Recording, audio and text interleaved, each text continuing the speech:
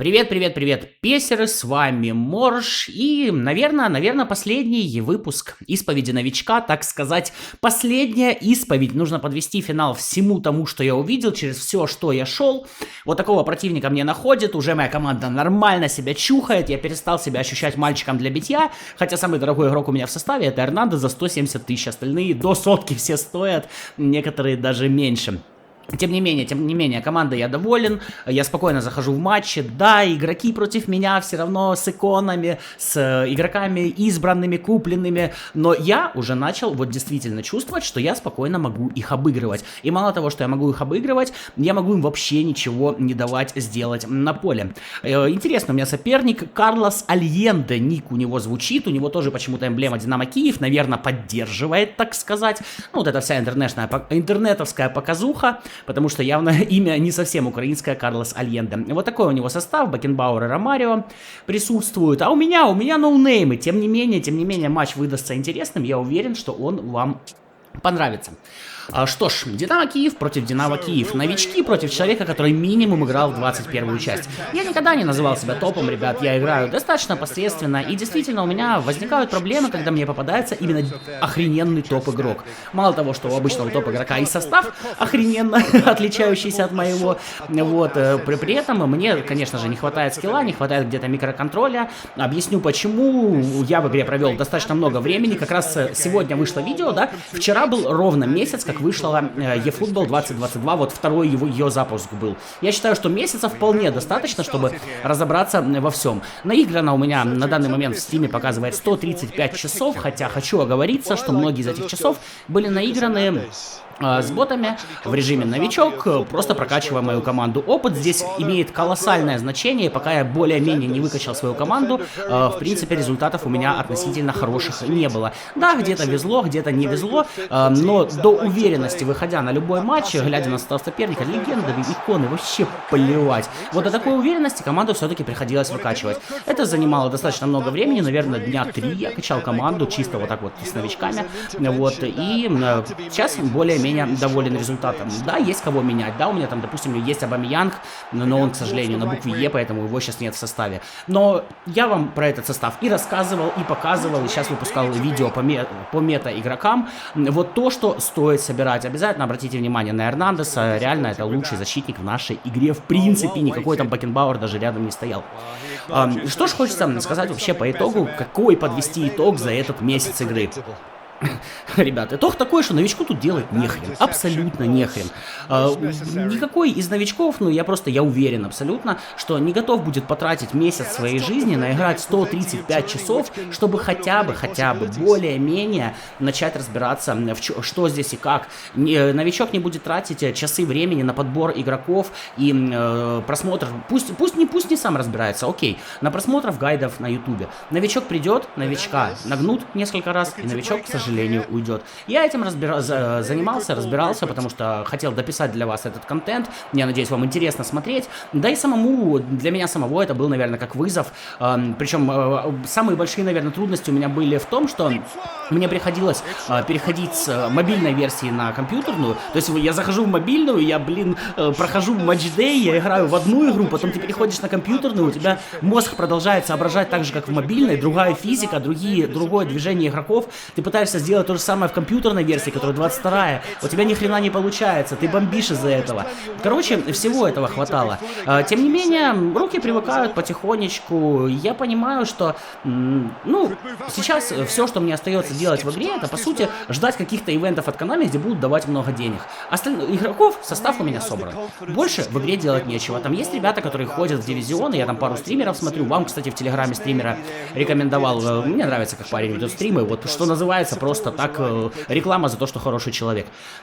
Так вот, я вижу, как у них просто трясутся руки, они бомбят, когда там в игре что-то получается, не получается. Я честно вам скажу, я не готов идти в такой геймплей. Я не хочу идти в такую игру. И тем более, я как новичок не хочу абсолютно дрочиться в этих дивизионах. Ради чего? Ради того, чтобы как в какой-нибудь группе ВКонтакте на 10 тысяч человек ты опубликовал: пацаны, я вышел в первый дивизион, тебе поставили 3 лайка и написали 1 раз красавчик. Вот ради этого. Награды, вы сами знаете, я вам рассказывал, там говно полное. Поэтому тратить на это все время, ну, возможно, на стримах, но честно, мне на стримах больше было интересно смотреть не за игрой человека, а скорее просто общаться на какие-то темы по PES, обсуждать те или иные нововведения, но в игре я понимал, что очень часто здесь решает даже не состав, очень часто здесь решает не скилл, очень часто здесь игра может решить таким рандомом, кто выиграет. Это просто жопа, да, вот та проблема, которая была и в 21 части, да, она, в принципе, практически во всех играх есть, как ее ни назови, гандикапом, не гандикапом, она есть. И, к сожалению, она очень ощутима. В мобилке я вам тоже не раз говорил, что иногда бывает, я отдаю первый пас, и я уже понимаю, что матч я проиграю. То есть я вот по первому пасу понимаю, кого сегодня игра накажет. Здесь примерно то же самое. Игра не захочет, все отскоки будут лететь к противнику, все, что можно, будет лететь к противнику. Вроде бы должен быть хороший отклик, потому что Konami вроде как все это запускает через сервера. Причем прошла информация, что, ребят, сервера у нас штатовские, охренеть, да? То есть, ну вот, те люди, которые играют с России, Беларуси, Украины и так далее, прикиньте, соединение до штатов. Естественно, это будет пинговать, естественно, это будет работать хрен пойми как. И почему Konami не сделали отдельно сервера под регионы? Ну, потому что это Konami. И, типа, наши игроки и так в какую-то херню непонятную играют. Зачем нормальное соединение? Я думаю, они где-то так считают. Вот тут Лафонт просто у меня отражает дичайший удар Ромарио. Да, икона ты. А Лафонту плевать, икона ты или не икона. Он отбивает, он тащит, хороший вратарь. Достаточно дешевый, но, конечно же, с Нойером не сравнится. Нойер там вообще просто такая зараза, от которой убежать просто хочется, если ты видишь его в составе своего противника. А я тоже умею в забросике, почему бы и нет. Итого, мы имеем игру, которая все так же ни хрена не объясняет новичку, игру, которая все так же зла к новичку, игру, которая все так же кидает новичка в самый ад, потому что никакого матчмейкинга у нас не присутствует, и тебя будут кидать на любых соперников. Отдельно скажу по дивизионам, да, я там дошел я этим составом, кстати, на данный момент в четвертом я дивизионе, вот. Что хочется сказать? Ну, во-первых, мне нравится статистика, что 45% игроков находятся в 10-м дивизионе, то есть это сразу можно сказать, что 45% игроков установили эту игру и даже не играли матчи. Такие сразу, все, говно, мы в это играть не будем. Очень мало людей находится в первом, втором, третьем, четвертом дивизионах. Но почему-то противников мне постоянно кидало именно оттуда.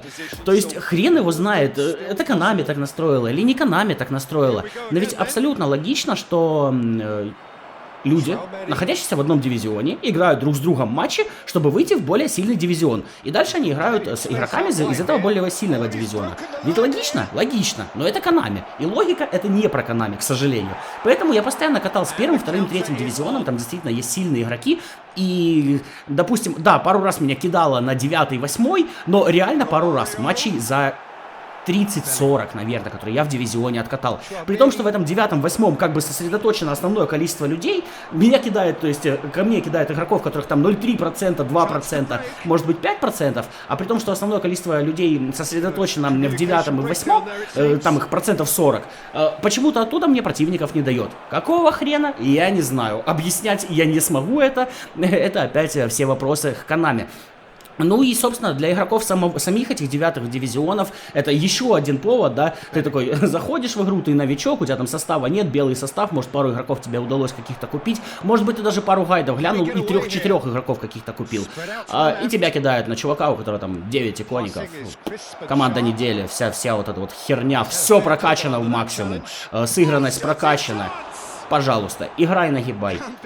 Какой эффект Konami от этого хотят получить? Я просто, честно, я развожу плечами. И, к сожалению, я никак не могу на это повлиять. Ну, я понимаю, что вы меня поддерживаете. Мне очень приятно, что читаю комментарии, что, да, может, ты прав, мы подписываемся под каждым словом.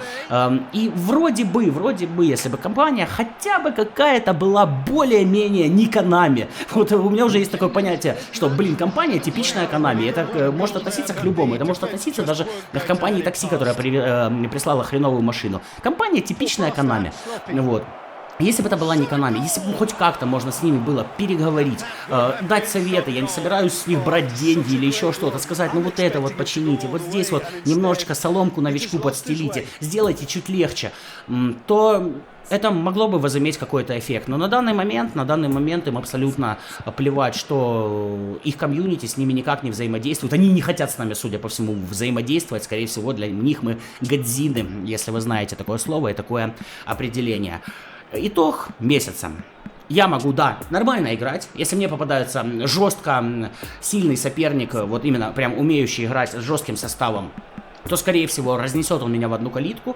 К сожалению, скамейки мне пока что еще не совсем хватает. Если мне попадается средний игрок, пусть даже с легендарным составом, пусть даже с составом из команды недели, я спокойно с ним играю и могу надеяться на хорошие результаты. Игроки недорогие, надо прокачивать, это потребует времени.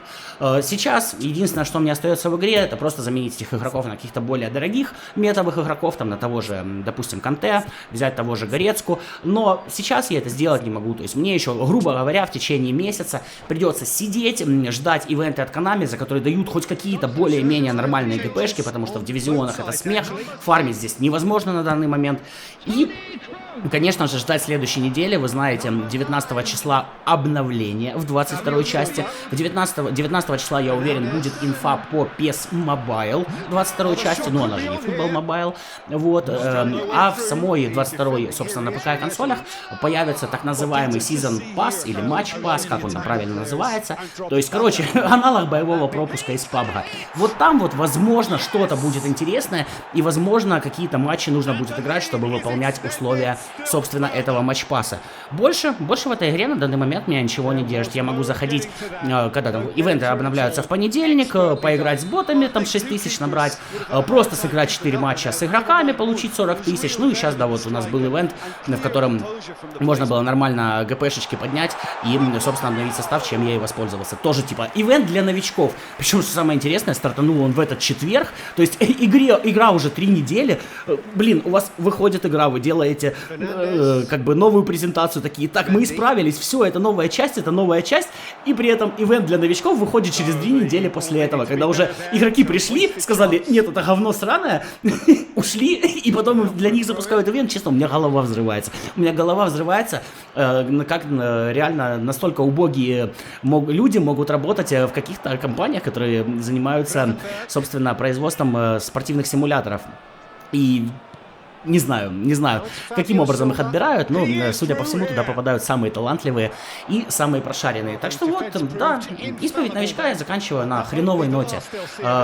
Новичок в игре не останется. Не останется вообще никак. Я могу выпускать хоть сотни видео с гайдами, 99 из 100 человек их просто не посмотрят. Я могу рассказывать, что игра хорошая, могу рассказывать, что игра плохая, но люди все равно видят, какая она. Я могу спорить с кем-то ВКонтакте, там в каких-нибудь группах, посвященных eFootball, там находятся всегда 3-4 человека, для которых важен твой дивизион, важен твой рейтинг. Представьте, люди борются за циферки, которые ничего не решают. Вот вообще ничего не решают. Мне это, если честно, иногда напоминает мою родину. Я как-то смотрел новости, вот, была новость, типа, украинские фермеры сделали самый большой трезуб на поле, вырастили из риса, вот, и попали в книгу рекордов Гиннесса. Когда им задали вопрос, а кроме вас это хоть кто-нибудь еще делал? Они такие сказали, нет. Ну, понимаете, то есть, понимаете абсурдность ситуации? Они попали в книгу рекордов Гиннесса с рекордом, люди просто, никто кроме них этого не сделал. Ну, и вот, и поэтому это рекорд, и поэтому это книга рекордов Гиннесса. Вот рейтинг в eFootball это примерно то же самое. Ты хреначишь огромное количество времени, ты борешься с лагами, ты борешься с багами, ты психуешь, ты разбиваешь джойстики ради ничего. Ради одобрения пары человек в группе в социальных сетях. Все, что за это дают. Для меня это нонсенс, для меня это смешно, тем не менее находятся всегда люди, которые этим занимаются. Ну что ж, ребята, матч подходит к концу, надеюсь, вам было интересно смотреть. У нас примерно равные составы, у парня легенды, вот, у меня дешевые дешманские бичи, которых я прокачал, и я, по-моему, вполне себе составил ему конкуренцию. Да, там один раз хорошо Лафонт потащил, а в остальном, по сути, ничего сделать он особо и не смог. Да, обязательно берите Эрнандеса, и, кстати, в паре у меня с ним Клостерман, тоже очень даже неплохой товарищ, 70 тысяч стоит. Наверное, про него тоже будет стоит рассказать. Составом своим я вполне себе доволен, игрой я вполне недоволен, но ждем 19 числа, ждем этот гребаный матчпасс, посмотрим, может быть, он будет лучиком света в темном царстве. Но на данный момент новичку, который хочет поиграть в бесплатный футбольный симулятор, я эту игру не советую, потому что это в основном над тобой будут издеваться. Если ты готов тратить месяцы на сбор денег хотя бы на вот такой вот состав, как у меня, если ты готов тратить часы на чтение гайдов, подбор футболистов и так далее, то, конечно же, да. Но мне кажется, почему-то ты не готов. На этом, пожалуй, исповедь будем заканчивать. Ждем мобильную версию, ждем новостей по мобильной версии, а я перейду к игре своим основным составом. У меня там Мбаппе есть, у меня там вообще красота и все хорошо. Понагибаю, так сказать, за донатера. На этом, ребят, буду прощаться. С вами был Морж, надеюсь, вам было интересно меня слушать. Свое мнение, конечно, пишите в комментариях. До новых встреч, пока-пока.